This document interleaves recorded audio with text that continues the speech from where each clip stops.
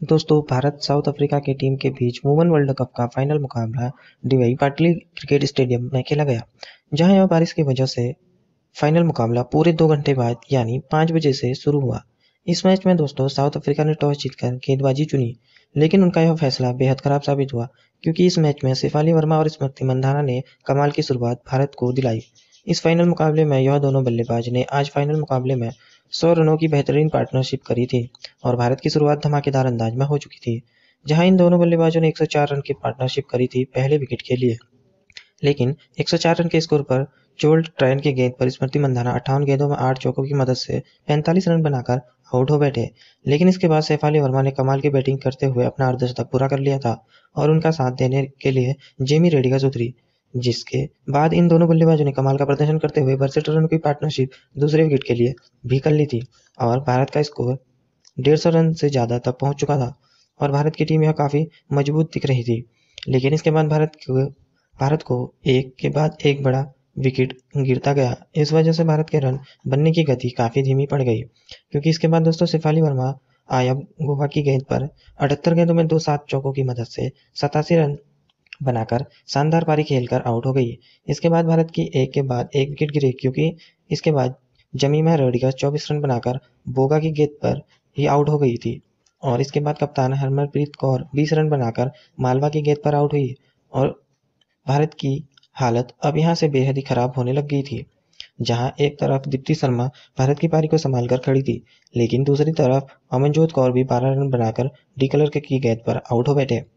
लेकिन इसके बाद आखिरी में आकर ऋचा घोष ने कमाल की पारी खेलकर और इस वजह से भारत की टीम 300 रन के नजदीक पहुंची। लेकिन 292 रन के स्कोर पर ऋचा घोष भी 24 गेंदों में 34 रन की शानदार पारी खेलकर आयुगा की गेंद पर आउट हो बैठे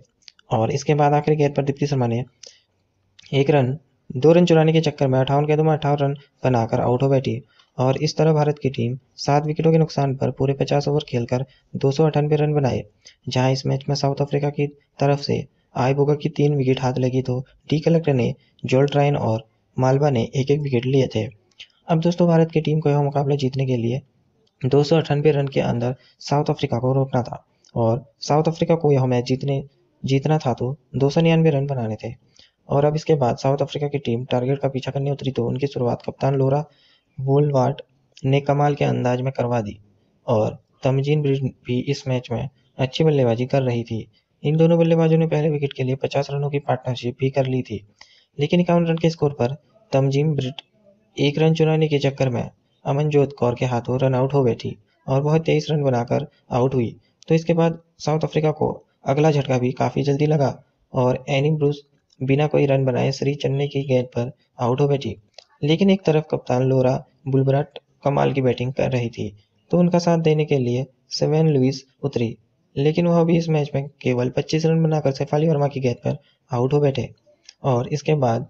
साउथ अफ्रीका को एक और झटका काफ़ी जल्दी लगा और मारिजान कैप केवल 4 रन बनाकर शेफाली वर्मा की गेंद पर आउट हो बैठी।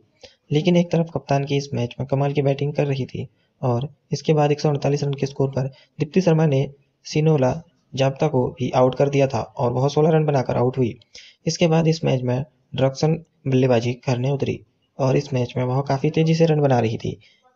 तो एक तरफ कप्तान लोरा ब्लूराट अपने शतक के काफ़ी नज़दीक पहुंच चुकी थी, लेकिन इसी बीच 209 रन के स्कोर पर दीप्ति शर्मा ने ड्रैगरस को भी क्लीन बोल्ड मार दिया, लेकिन वह 35 रन बनाकर आउट हुई थी। इसके बाद जोल ट्राइन बल्लेबाजी करने उतरी और इसके बाद कप्तान लोरा ब्लूराट ने इस मैच में 96 गेंदों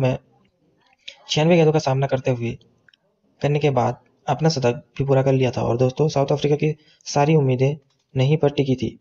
और भारत की टीम को यहाँ से 4 विकेट चटकाने थे और आखिरी 10 ओवर का खेल रह गया था, जहां साउथ अफ्रीका को 60 गेंदों में 88 रन बनाने थे और यह मुकाबला पूरी तरह कांटे का होता जा रहा था।